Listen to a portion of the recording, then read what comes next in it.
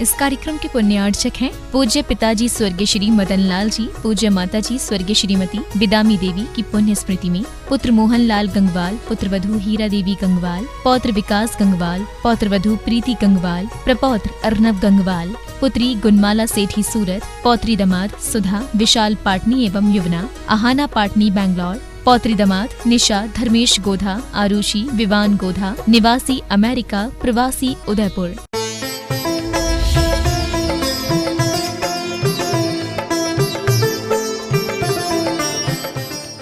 राजा महाराजा में कितना अंतर है। संपत्ति का अंबार लगाता राजा और अनेकों रानियों संग करता क्रीड़ा, दंडित करता औरों को, स्वयं शान से रहता। जबकि मुनि राजा विपत्तिमान जड़ संपत्ति को एकमात्र शिव वधु के प्रत्याशी होकर जिनाज्ञा पालन में भूल होने पर प्रायश्चित ले स्वयं को दंडित कर औरों से करते साम्य व्यवहार। धन्य है, धन्य है। ऐसे महाराज की तुलना कैसे हो सकती राजा से? मणि की तुलना हो नहीं सकती कांच के टुकड़े से। मणि के समान कौन है बोलिएगा? बस 2-3 मिनट का और विषय है और यह खंड पूरा हो जाएगा। मणि के समान है महाराज और कांच के समान है राजा। तभी खड़े होकर विद्याधर गुरु चरण की वंदना कर कर जोड़कर करते हैं दीक्षा का अनुरोध। गुरु का आदेश पाकर वैराग्य से ओतप्रोत सार गर्भित वचनों से दिया जनता को उद्बोधन। हल्की सी हवा में भी उड़ने वाले कोमल घने काले रेशम से केश का कर रहे निर्मोही हो हाथों से लोच। क्या कर रहे हैं? लोच। केश, केश है ना, केश का लोच कर रहे हैं। क अर्थात आत्मा के स्वयं के ईश होने के लिए कर रहे केश लोच। क यानी आत्मा, उसका ईश यानी स्वामी होने के लिए लोच कर रहे, साथ ही क्लेश का भी कर रहे लोच। निर्मम हो बाल खींचे जा रहे हैं, देखने वाले आह पर आह भरते जा रहे हैं। कई स्थानों से बह रहा है रक्त, किंतु देह के प्रति होने से विरक्त अंतरात्मा में आनंद बह रहा है। बाहर से उखड़ रहे हैं बाल, अंतर में उखड़ रहे हैं कर्म के। प्रारंभ हो गया दीक्षा संस्कार। अपनी समग्र ऊर्जा को नेल कर मुनीषी ज्ञान सागर जी पूर्ण मनोयोग से उत्कृष्ट शुभ उपयोग से मानो कोई गढ़ रहा शिल्पी मूरत, चित्रकार दत्त चित्त हो ऐसे ही बना रहा हो मानो अपनी सी सूरत। विधि विधान पूर्वक मंत्र द्वारा दे संस्कार, विद्याधर का सपना हो रहा साकार। आज्ञा पाते ही गुरु की ज्यों सर्प उतारता है कांचली, क्यों वस्त्राभूषण उतार हो गए दिगंबर। बोलो पूज्य मुनि श्री विद्यासागर जी महाराज की, पूज्य मुनि श्री विद्यासागर जी महाराज की, पूज्य मुनि श्री विद्यासागर जी महाराज की। करते ही वसंत त्याग 3 मिनट तक हुई वर्षा मंद मंद बहने लगी। बया जैसे ही वस्त्र का त्याग किया और मंद मंद वृष्टि प्रारंभ हो जाती है। वाह, ये है विशेष पुण्यशाली जीवों का एक प्रमाण है। संकल्प ले महाव्रत का 28 मूल गुण धारण कर खड़े ही थे कि इधर अधर में मानो ऐसा लगा विद्या की धारिणी विद्याधरी हाथ में ले अष्टद्रव्य की थाली जा रही थी अपने स्वामी विद्याधर के साथ। ऐसा लगा कि जैसे गगन के अंदर विद्याधरी विद्याधर के साथ में अष्टद्रव्य की थाली लेकर के जा रही थी। तभी एकाएक हुआ एक करिश्मा। अष्टद्रव्य से सज्जित पूजा की थान से पुष्प राशि का नीचे की ओर बिखरना, जल पूरित कलश का तिरछा होना, अक्षत पुंज का हवा से उड़कर धरा की ओर गिरना। देख यह दृश्य विद्याधरी विस्मित हो आई, दुखित मन से सोचने लगी पूजा की थाली हो रही क्यों खाली। विज्ञ यानी विद्वान विद्याधर समझ गया अतिशय, सस्मित हो बोला दुखी मत हो मेरी भार्या, यह जल कहीं और नहीं गिरा, अजमेर नगर में हो रही जिनकी दीक्षा भावलिंगी शुद्धोपयोगी है वह संत आत्मा, उन्हीं के चरणों का हो रहा प्रथम पादाभिषेक। पुष्प वृष्टि समेत द्रव्य स्वयं हो रहे उतावले, उत्तम पात्र की करने को पूजन, सुनते ही विद्याधरी फूली न समाई। वहीं से नमोस्तु निवेदित कर आनंद से भर गई, शुभ वचनावली खिर गई। हर बेटी की माँ करती है कन्यादान, पर धन्य है श्रीमंती माँ कर दिया दान, जिसने जिन शासन हेतु विद्या सा। एक लाल ने कर दिया कमाल। लोगों के मुख से शब्द गूंजने लगे कि शुभ संकेत दे इंद्र देवता प्रसन्न हो गया। जैनेश्वरी दीक्षा में वर्षा कर वह भी सम्मिलित हो गया। सब लोग कहते हैं ना, इंद्र देवता भी आ गया इस कार्यक्रम में। उद्बोधन में कहा, श्री ज्ञान सागर जी गुरु ने जल वृष्टि कर तपन मिटा दी जो इंद्र ने, यह साधक भी वर्षा करके धर्मामृत की करेगा तपन शांत जन जन की। जो ही दिया नाम आज से हो गए ये विद्याधर से विद्यासागर, विद्यासागर, विद्यासागर। उर्वशी विद्यासागर जी महाराज की।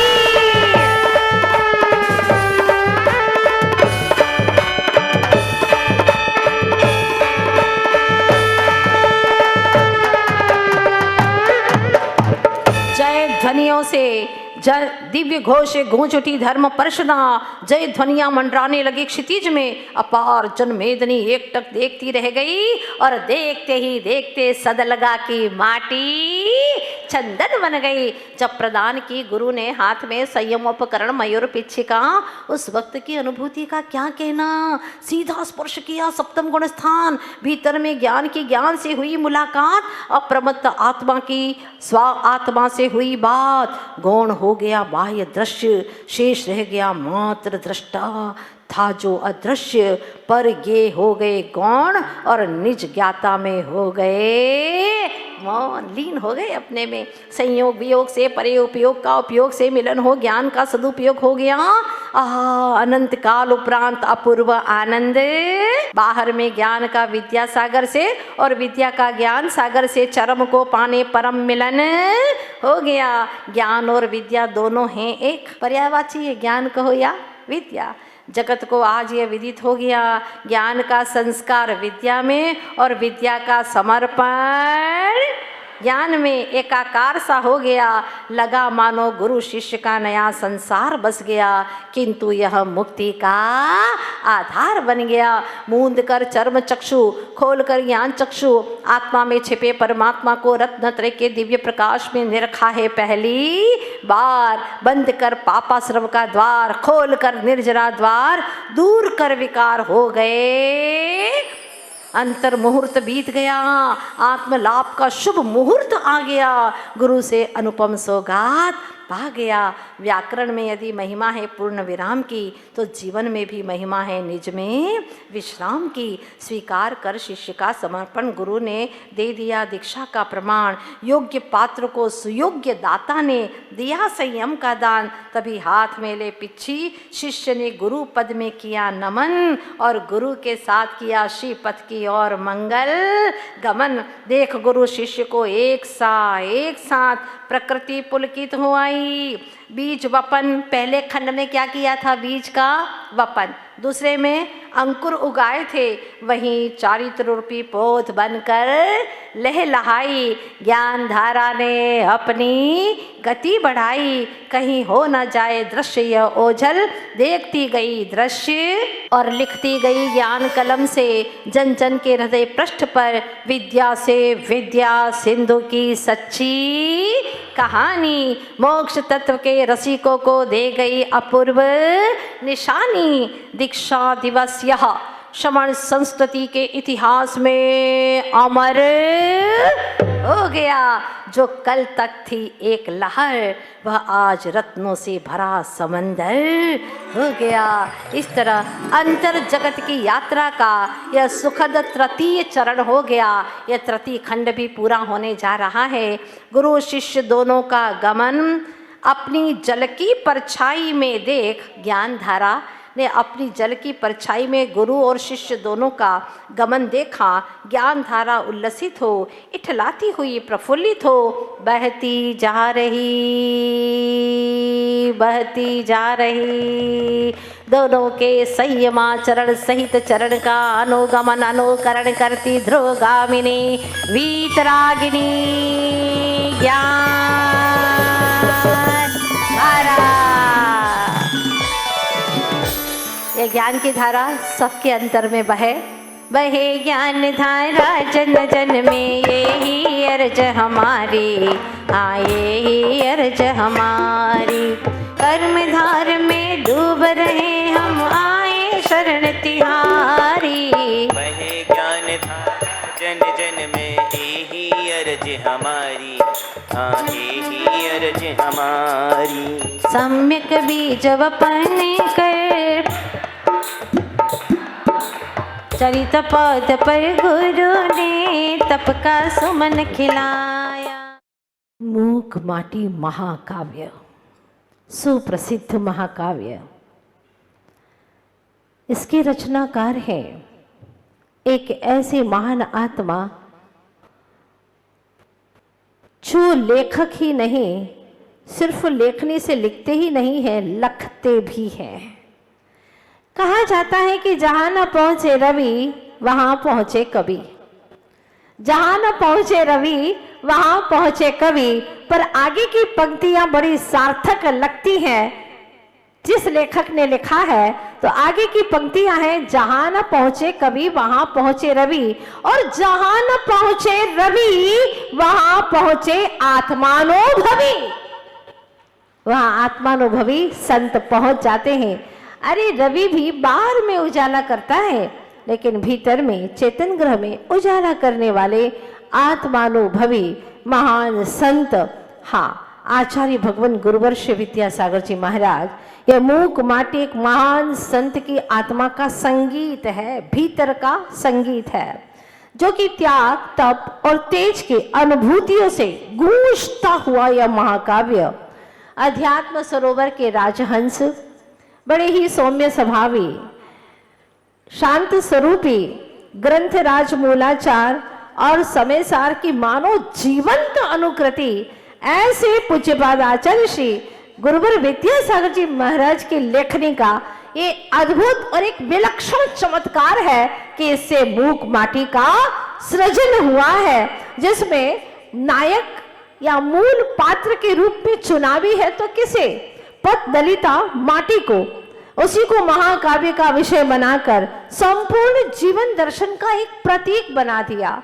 और वह मूक माटी मुखर होकर के बोलती है हमारे जीवन के हर क्षण को कैसे जीना। इसके अंदर व्यथा है, करुणा है, मार्मिकता है, आस्था है और आनंद की अमराइयां।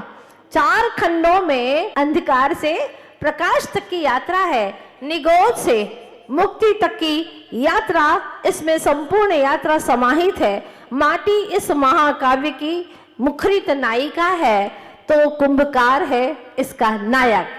माटी शिष्य का रूप है तो कुंभकार के रूप में है वात्सल्य और करुणा के अजस्र स्रोत को बहाने वाले श्री गुरुदेव आचार्य श्री विद्यासागर जी महाराज ने अपने विचारों के वैभव के माध्यम से माटी को ऐसा वरदान दिया कि मूक माटी होकर के भी उसके स्वर मुखरित हो उठे और वही सुन पाए जिनके भीतर में चेतना थी, समग्र चेतना से वह सुन पाए। ऐसे महामनस्वी चेतना के उच्चाशय शिखर स्पर्शी कबीर हृदय आचार्य भगवान गुरुवर श्री विद्यासागर जी महाराज की मूक माटी महाकाव्य की जो प्रथम खंड की मंगल यात्रा है वह शुरू होती है निशा के अवसान से और उषा की शान से, जहां रात्रि का समापन हो रहा है और सुप्रभात का शुभारंभ होने वाला है।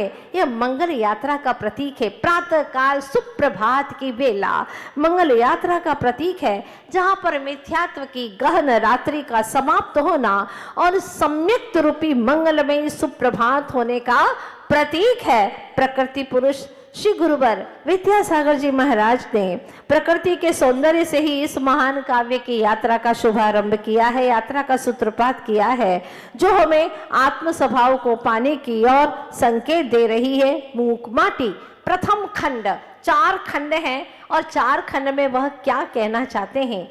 सबसे पहला खंड है संकर नहीं वर्ण लाभ। संकर नहीं, ऐसा मत घुल मिल जाना कि तुम्हारा अस्तित्व का कोई मतलब ही न रहे, मायना ही न रहे। इसलिए वर्ण लाभ होना चाहिए, संकर नहीं वर्ण लाभ। ये शब्द जो खंड के लिए दिया है, प्रथम खंड के लिए, ये जो हेडिंग है, जो उत्थान का है, इतनी जबरदस्त है कि मानव जीवन से लगा करके संपूर्ण विश्व तक के लिए यह अंदर की ओर चोट करती है और मानव मन को, जो सुषुप्त चेतना है, उस चेतना को जगा देती है। तो संकर नहीं वर्ण लाभ प्रथम खंड में क्या है? सबसे पहले प्रकृति का सौंदर्य है, फिर धरती की सीख माटी को। धरती माटी को क्या शिक्षा देती है कि बेटा तुम्हें समर्पण करना है कुंभकार के प्रति। कुंभकार आएगा, माटी, हे माटी तुम्हें खोदेगा, इस तरह से वो खोदेगा, लेकिन तुम्हें पूरी तरह से कुंभकार को समर्पण करना है। अगर समर्पण नहीं करोगी तो तुम्हारे मंगल घट होने की यात्रा शुभारंभ ही नहीं हो पाएगा और तुम अपने जीवन में उन्नति नहीं कर पाओगी। इस तरह से माटी को वह शिक्षा देती है। कौन? धरती। धरती माटी को शिक्षा देती है। फिर बाद में गधे की पीठ पर जो माटी है उसको लाद करके ले जाना, बोरी में भरना, और इसके बाद में जो माटी की करुणा है और माटी की मृदुता है, दोनों का परस्पर में मिलना। फिर कुंभकार के प्रांगण में माटी को उतारना और बारीक तार वाली चल्ली से उस माटी को छानना, कंकरों को अलग करना। और जब कंकर अलग होते हैं उस वक्त की कविताएं अद्भुत कविताएं, सारे समाज को दिशा बोध देने वाली है, इस तरह की कविताएं। और अंत में फिर वहां पर हीरा बनो राही बनो, संयम के राही बनो, राख करो कर्मों की और खरा तत्व को पहचानो। राख खरा, राही हीरा, इस तरह से वर्णन करते हुए जब माटी छन जाती है तो जल खींचने की प्रक्रिया शुरू होती है, लेकिन रस्सी के अंदर एक गांठ बंध जाती है। वो गांठ के बारे में काफी सुंदर से सुंदर कविता यहाँ पर आप लोग सुनेंगे।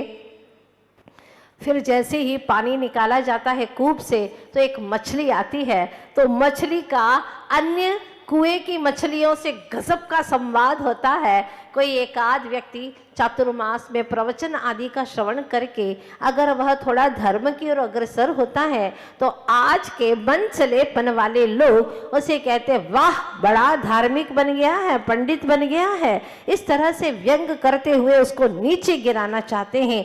लेकिन जो धर्मात्मा होता है, जिसके आत्मा में धर्म उतर आया है, वो दुनिया की कोई परवाह नहीं करता, क्योंकि वो जानता है कि शुरुआत में हमेशा अच्छे कार्य के लिए उपहास होता है, फिर उन्हीं उपहास के पृष्ठों पर उसका एक सुंदरतम इतिहास लिखा जाता है। आज जो लोग हंसते हैं वे ही कल मेरी प्रशंसा करेंगे। मछली किसी की परवाह नहीं करती और वह ऊपर तक आती है, जल छनता है।